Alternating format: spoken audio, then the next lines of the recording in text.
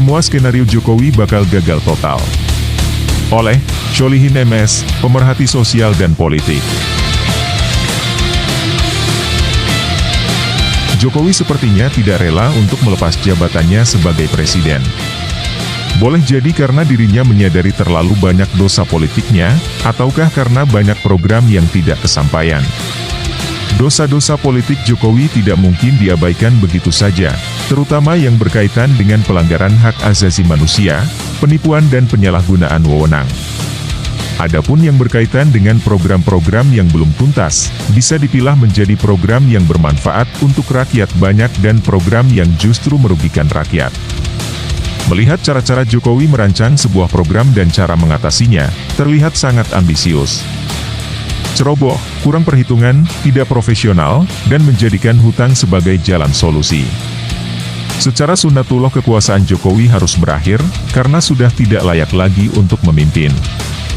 Walaupun Jokowi terus berusaha untuk memperpanjang kekuasaan atau pengaruhnya, yaitu dengan berusaha terus menjegal lawan politiknya, Anies Baswedan, tetapi takdir Allah mengharuskan Jokowi lengser dan harus digantikan oleh orang yang lurus. Usaha penjegalan terhadap Anies Baswedan bisa dipastikan akan berakhir dengan kekecewaan. Ini 10 skenario Jokowi untuk menjegal Anies Baswedan, yang telah dilakukan dan akan dilakukan. Insya Allah semuanya akan gagal. Pertama, membentuk musra. Musra hanyalah akal-akalan Jokowi, yaitu bahwa dirinya masih didukung rakyat. Biasanya relawan capres akan membubarkan diri ketika capresnya menang atau kalah.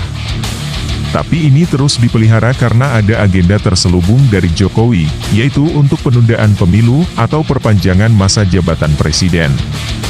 Tapi skenario ini telah gagal. Kedua, mencapreskan Ganjar. Ganjar adalah orang yang sangat digadang-gadang menjadi penerus Jokowi. Ganjar dinilai memiliki kesamaan karakter, tukang bohong, tanpa prestasi, korup, sangat suka pencitraan dan sama-sama boneka oligarki Taipan. Diharapkan semua program Jokowi bisa dilanjutkan sekaligus dosa-dosa politik Jokowi bisa dilupakan. Tapi skenario ini gagal setelah PDIP mengambil alih Ganjar untuk jadi petugas partai dan capres PDIP. Ketiga, menunda pilkada serentak sampai tahun 2024. Sebenarnya kebijakan ini melanggar undang-undang, karena seorang PLT itu hanya dibolehkan sampai 6 bulan, bukan sampai 2 hingga 2,5 tahun. Skenario ini dimaksudkan untuk membangun kekuatan pro-Jokowi, sekaligus untuk mempensiunkan Anies secara dini, agar Anies tidak punya power lagi. Ditambah lagi dengan penunjukan Heru Budi Hartono sebagai PLT Gubernur DKI, tapi skenario ini gagal total. Keempat, menunjuk Heru Budi sebagai PLT Gubernur DKI. Penunjukan Heru Budi sebagai PLT Gubernur DKI bukan tanpa rencana matang. Karena tugas Heru Budi adalah menghancurkan reputasi Anies, sekaligus mengacak-acak hasil karya Anies.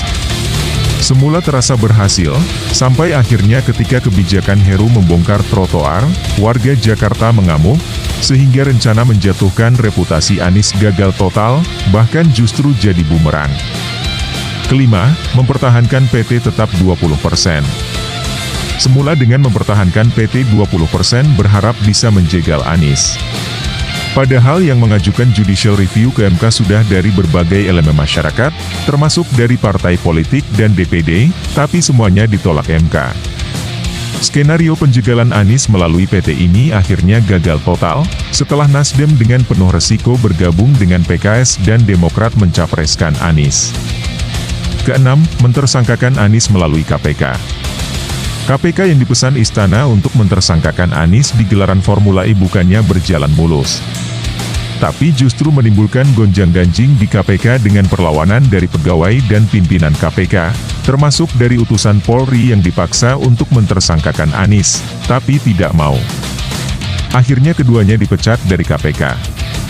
Yang terjadi justru Firly sendiri yang dibongkar berbagai kebusukan, pelanggaran hukum dan etika.